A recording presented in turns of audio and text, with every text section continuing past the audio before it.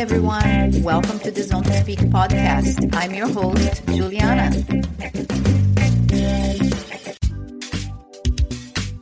Hey, everyone. At Zone to Speak, I know how important it is to stay healthy, strong, and ready for every ride, workout, and adventure. That's why I'm sharing discounts on products I personally use and love. Each one designed to support your performance, recovery, and overall well-being. Whether you are a serious athlete or just trying to feel your best. And remember, every time you shop using these codes, you are directly supporting the podcast and helping me bring more great conversations to life.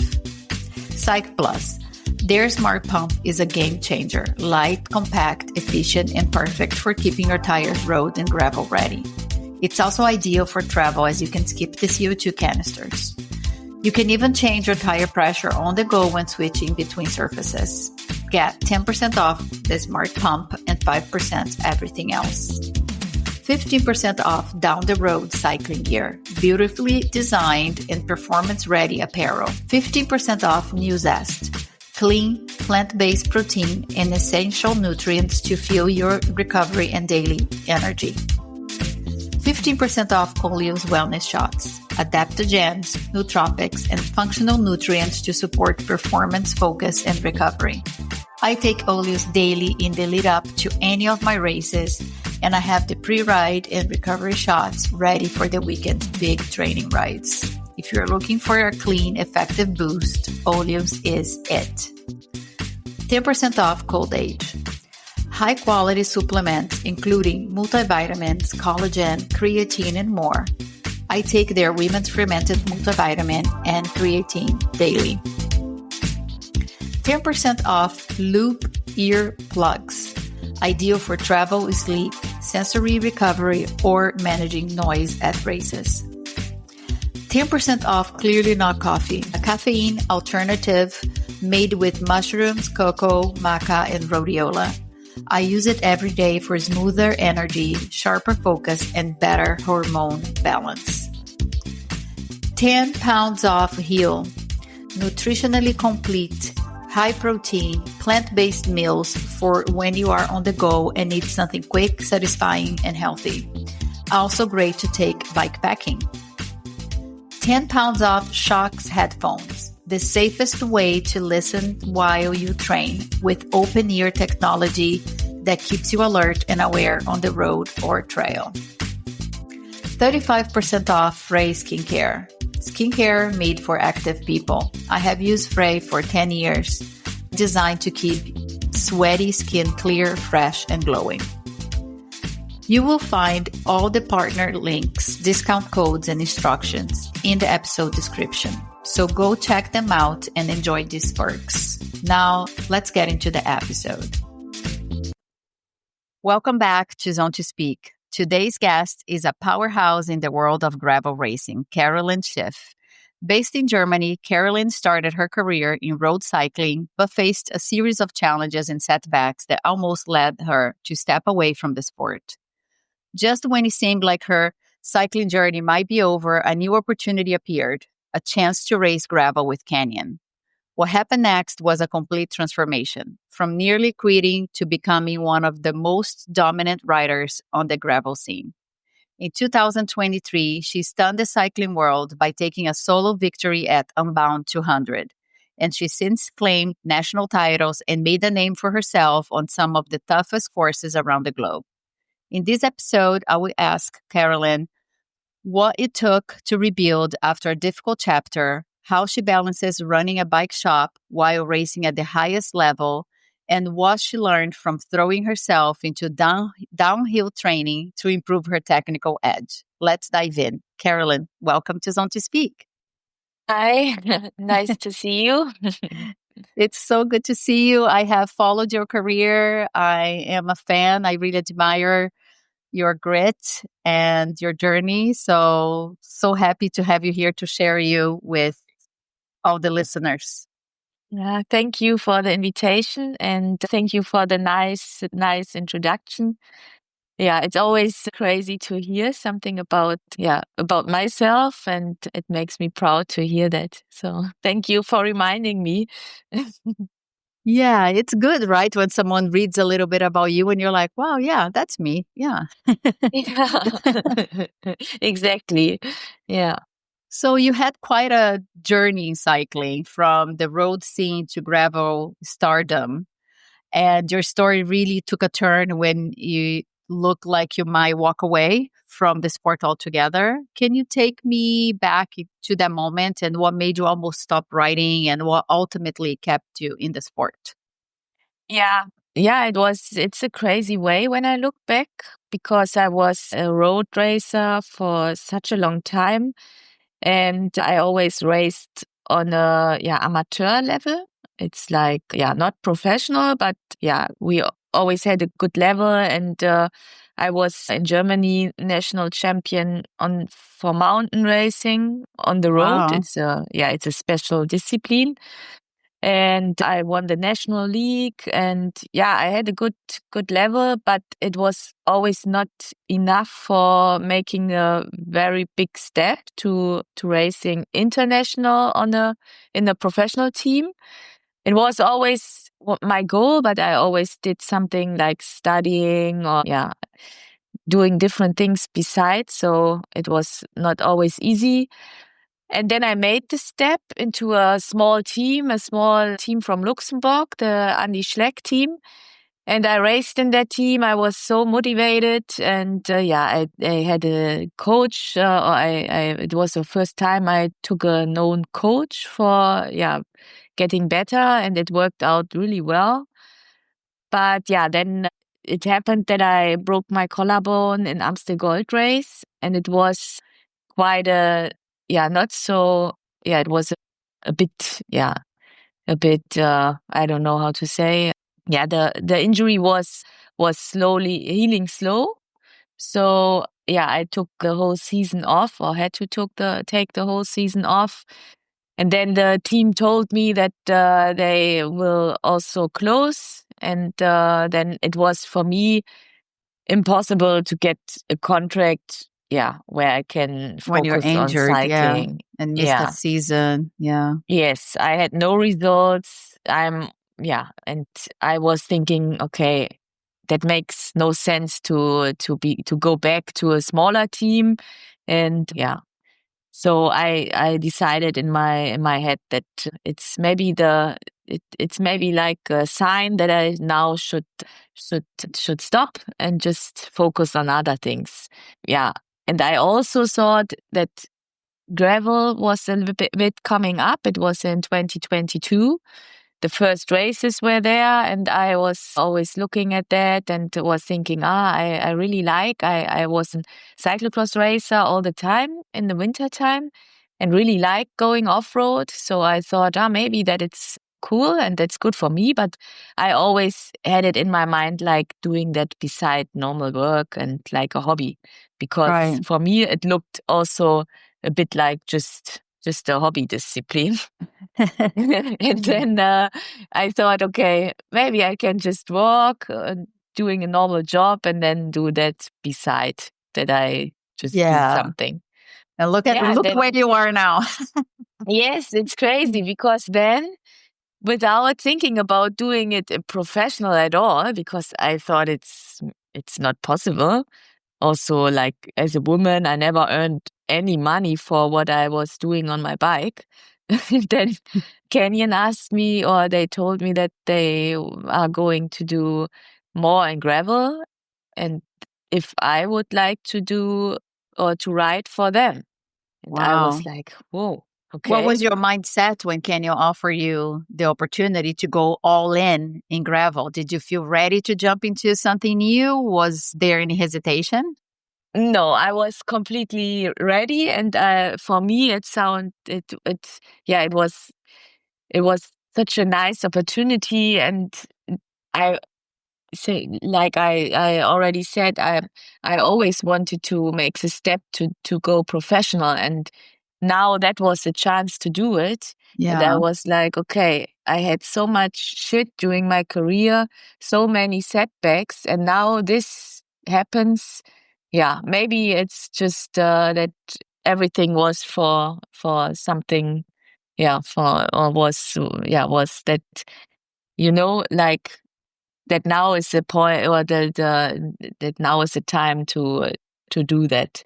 It's a bit late, but yeah, now is my time. And Why do you think it was late?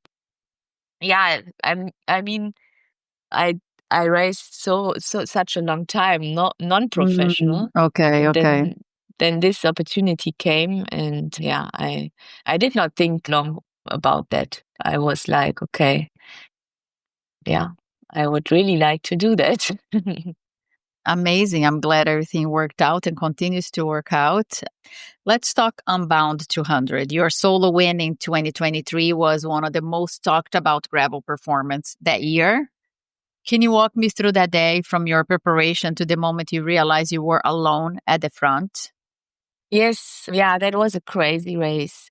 I mean, I started in 2023 with just victories before. Every race I entered, I won. So I knew that I'm really in a good shape and that it's possible to have a good race, but I never thought that I would win it.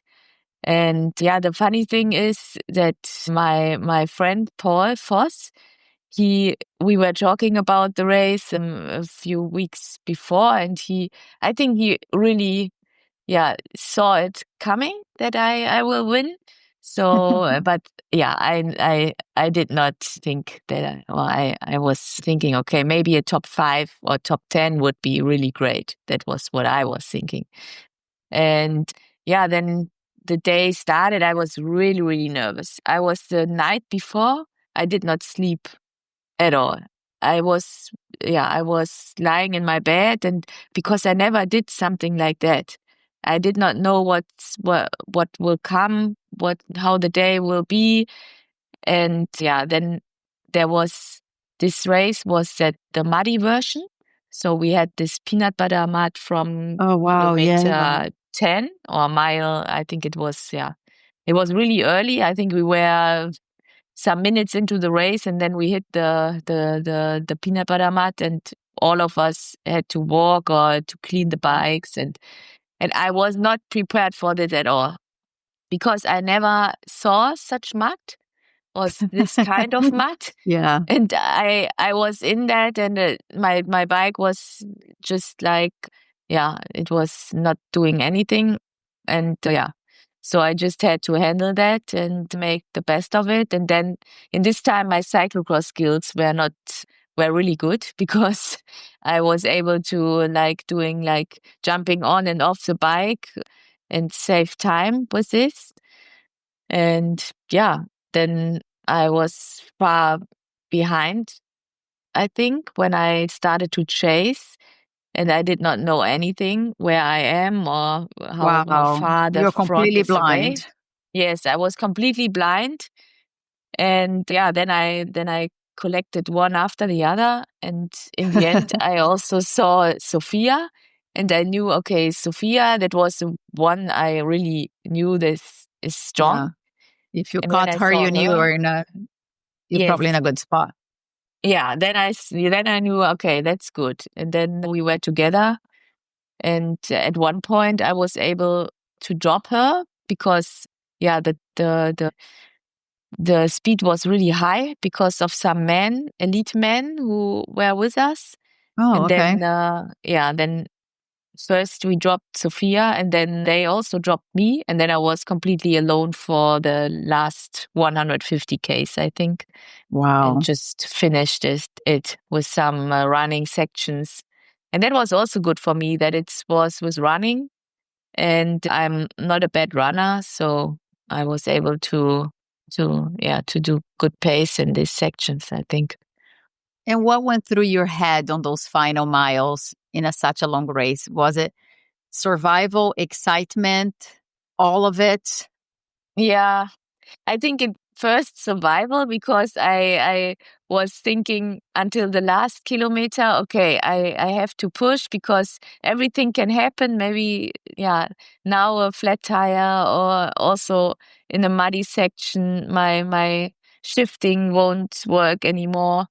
So it was just, I think just the last kilometer I was thinking, okay, now I'm really the winner of Unbound 2023. And then it was just exciting, and I was just proud, and yeah, also so happy. And yeah, so happy for my sponsor, Kenyon, or my partner, because we had a new bike that day. It was not released. It Wow. was, everything was so cool because, yeah, it was also really great for Kenyon to win on a not released bike. Yeah, in the first real gravel year. So yeah, everything came together on this day. That was nice. Very nice. So happy for you. Yeah. And I can imagine the feeling after everything they went through, and then you finally get a sponsor, and then you have this victory for you, but also make your sponsor Yes. proud. And in Yeah. such a special day with a new unreleased bike. You have raced many different conditions, terrains. What do you think makes Unbound so uniquely tough?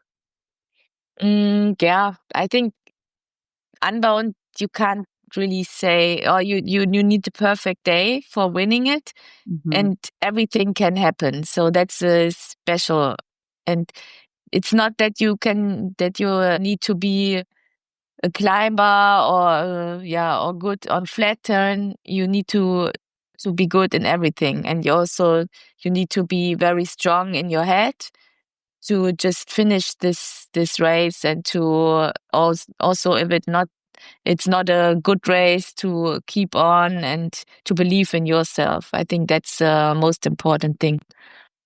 It makes sense. Yeah, it makes a lot of sense. Yeah.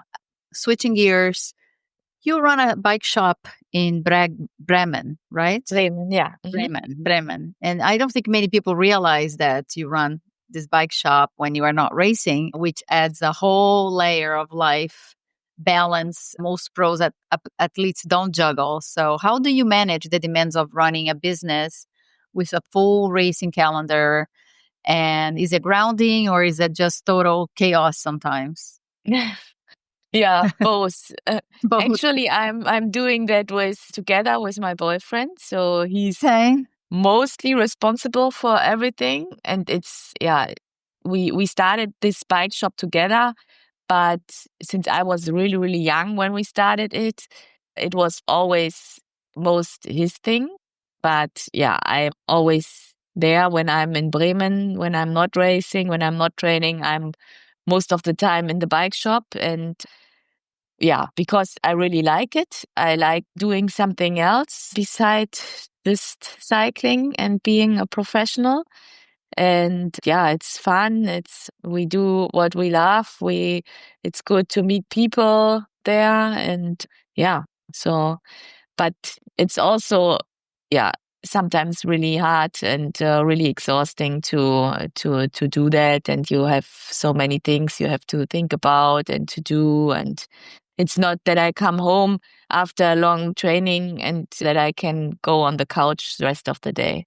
Sometimes I really would love to have that because then maybe I would be a bit better also, because recovery is also Yeah. really important. But I don't know if it's good for the head for me to just have cycling. Yeah. Yeah, that's a good point. It's all about balance, but I get it. Yeah, as a full-time athlete, it would be nice to have more time to recovery, but it's good to have that awareness that you might need this job Yeah. as well. Are there sometimes people that come into the shop and they're like, "Oh, Carolin Schiff?" Yeah. Yeah, yeah, yeah. It is like it started when I won Unbound. After it started that some people, or my boyfriend was always like, "Yeah, she won Unbound," and I was always like, "Oh, don't say that." And then then the people realized, "Oh, cool, we are buying in the shop or from someone who is a real pro," and yeah, but Yeah, I mean, what a treat. I can imagine walking to a shop and have you help me buy my bike. What a yeah. treat. Yeah, but Uh, usually I don't want to that he tell people that it's, for me it's easier if they don't know. yeah, I get that. You're very humble. So I read that you did a lot of downhill training. Your downhill skills have been getting a lot of praise. what made you decide to focus on that side of the training? And what did you do to improve it? Yeah, it was last year when I was doing Santa Val in Verona.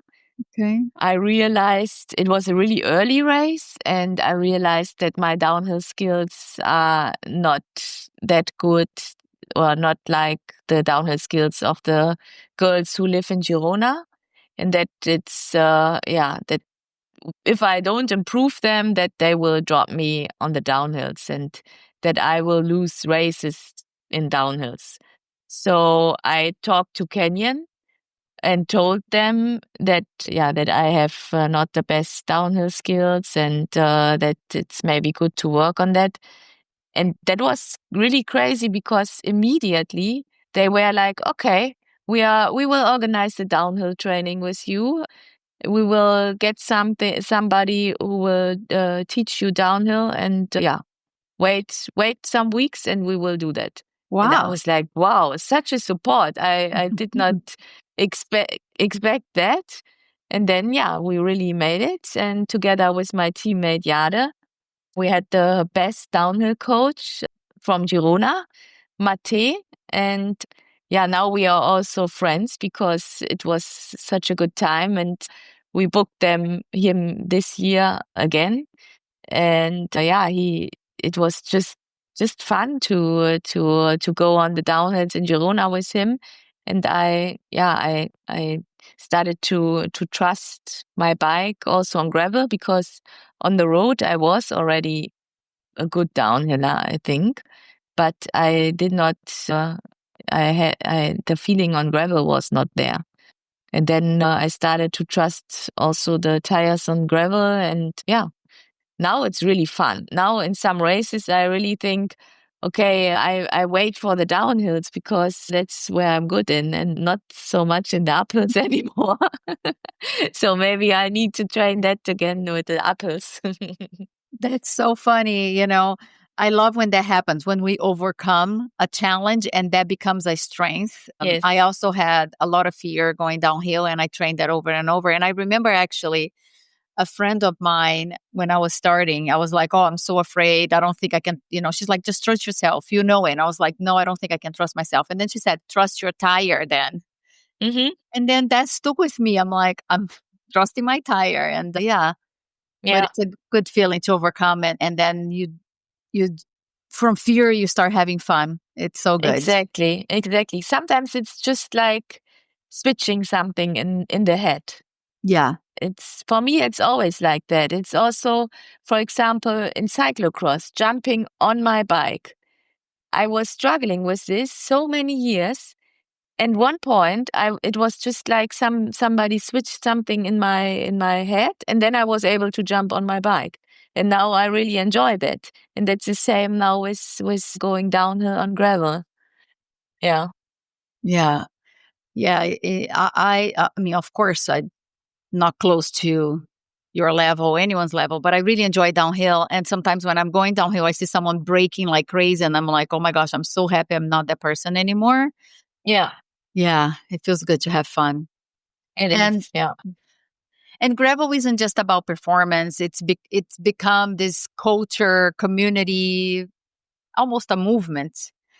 How do you mentally prepare for events? Do you have any tools, rituals, shift that you rely on?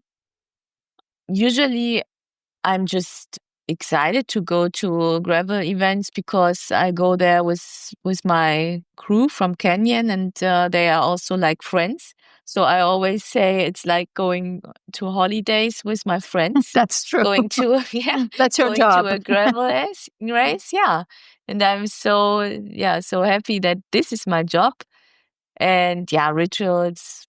Yeah, I always have my pre-race program from my coach, like always nearly the same. So I know what to do, Mhm. and focusing on nutrition and relaxing, recovering. So that's what I usually do before race. And then also like studying the course and preparing for what's coming on the course. And have you found any difference in the atmosphere between European gravel races and US events like Unbound, Big Sugar to Traca? Mm, yeah, in the US, it's Tracker is also really like a big one, and yeah, there are so many fans and people who enjoy that. And that's the same in the US, I think. But Hmm. we have some smaller gravel races here in Europe where there's not so much, yeah, like with fans and things like that. So in the US, you always have people who are there because they want to watch the race. And that was in 2023. It was really new for me that people just are like fans. In Europe, the gravel races were just we as racer, then the staff, but no spectators or no one who just wanted to watch the race. So that's in the US. It's more, it's you have a lot of people. Or also when I won Unbound, there were people on the airport who were just like fans, and I was like, what? Okay, I did not know that from Germany. Yeah, that's true. I haven't raced in the US, but I come from triathlon, and triathlon has a lot of spectators. And it it's so helpful as an athlete when you're out there and someone sees the name on your Yeah, number, and it just gives such a like a boost. Or there are parts, of course, there are no spectators, and then when you see their spectators ahead, you just like, okay, I better start running or look a little bit more in yeah, form. It yeah. helps. Yeah, it helps to It push. helps a lot. Yeah. Yeah. Yeah, and also in Tracker, there it is. It's really big. On the climbs, there are people. They screaming on you. They know my name, and they push you up the hill, and that's so cool. That's That's why I nice. really love Tracker. Yeah. It's a great race. Yeah. And women's gravel racing has exploded, and you have been part of this growth, both through performance and visibility. What's one change you would like to see in women's gravel racing in the next few years? Yeah, it would be great to see like also also girls like children, or that we have something like a development. On road, we have like kids racing and or kids That's true. races. Yeah, and Good they can point. develop into the race. And in gravel, they just start with 25 or something like that because they come from, in some cases, they just started with cycling, or in some cases, they come from the road, but not in gravel. So I think it would be great if we have something like kids league. That would be cool because I think gravel is so much more fun for kids like as road, because I think kids just would like to, or just like to go, just shredding. They just want to send it. So Yeah, it's that's a perfect great to do. idea. Yeah, Yeah. I haven't heard anybody in the podcast when we talk about women and getting more women to sport talking about that. So Yeah. that would be a great initiative if we could have some, yeah, youth programs. Yeah. And then we also get small, small girls to gravel, because I think most of the time they just don't think that they can race. It's Yeah, just not in their mind. I agree. Yeah. Yeah, a lot of people coming to gravel are people like you and me, from road cycling or from Yes. triathlon or started biking somewhere and then heard about gravel and then Yeah, come into the scene. Yeah. exactly. And do you think gravel still has that adventure feeling, or do you think it has become too polished and commercial? I think it still has an adventure feeling, because there are so many races somewhere where you just go because you want to go there because it's a nice region, or that's for me, that I think, oh, this race looks nice. I've never been there before, so that's why I go there, and not because there's big prize money or that it's good for sponsors. And I think that's still the case in gravel. For sure, it gets more and more commercial, and every race also you see it in Tracker. I mean, I did it now the third year in a row, and for sure it gets more and more commercial. And winning it, or doing having a good race is always it's always gives you more also like money wise. But I think there's still the adventure character. And I hope that it will be also the next years. I hope so too. For me, the amateurs, the adventure likes. Yeah. I just have some quick hits now. What's your favorite training ride back home in Bremen?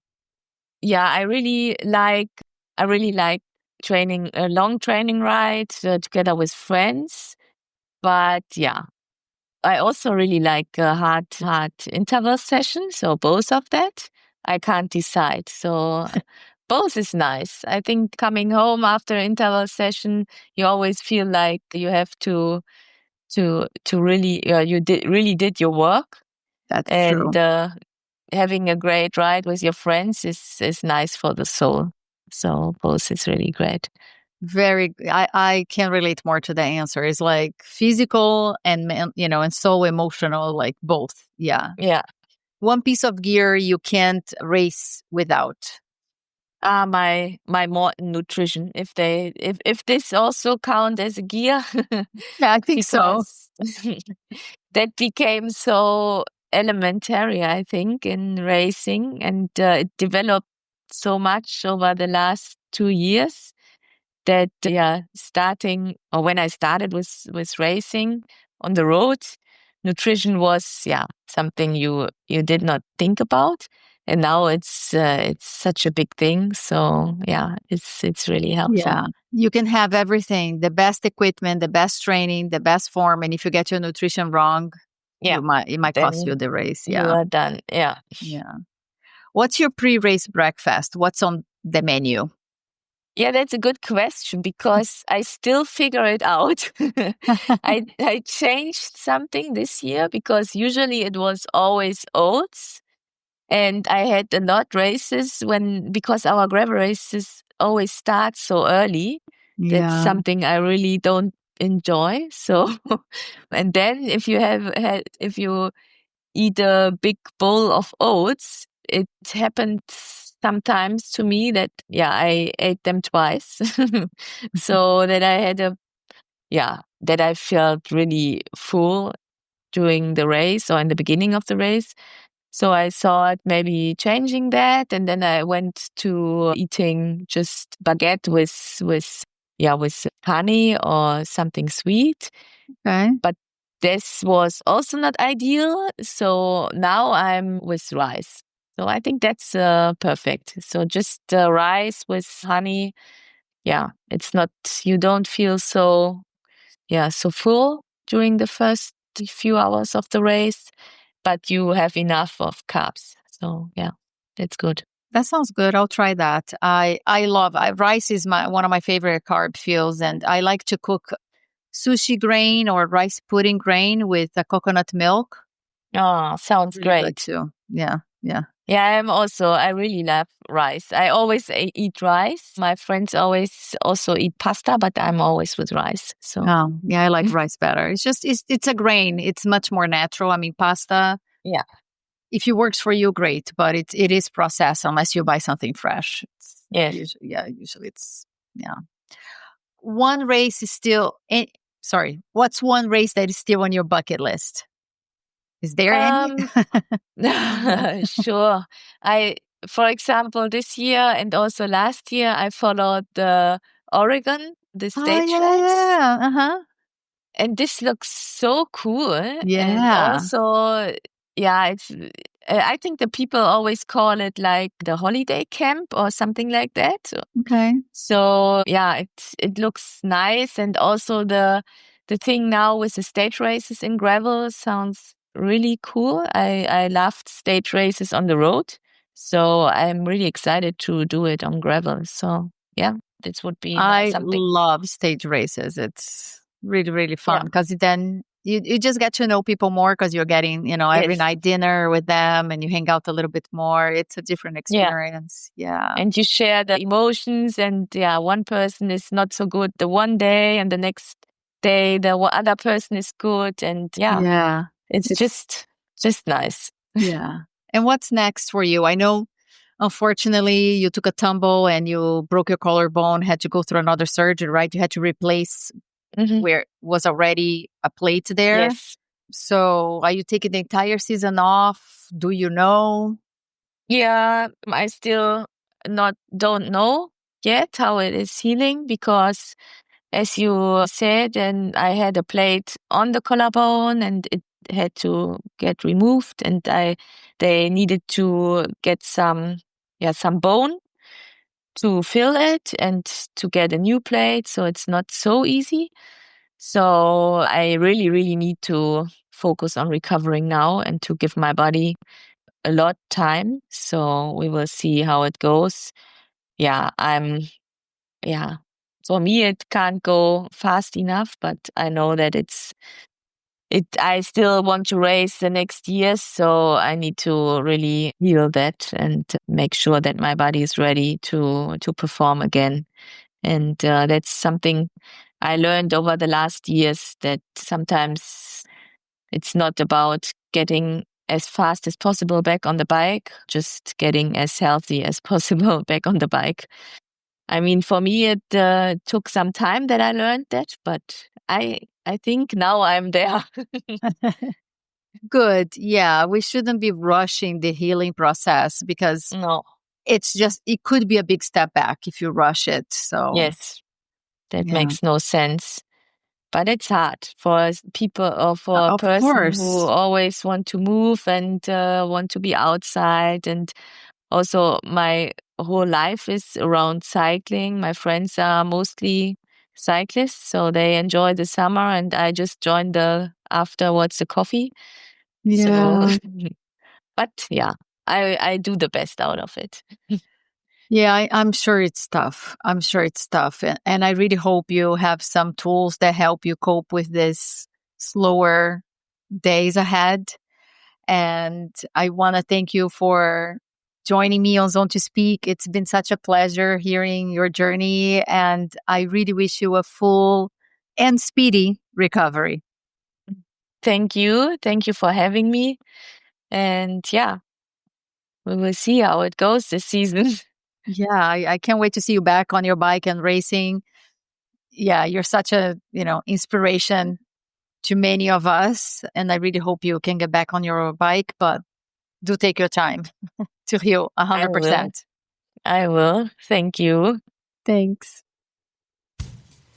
And that's all for today's episode. I want to thank the listeners for tuning in. Your support means everything. If you enjoyed this episode, please consider following, leaving a review, and sharing it with your friends.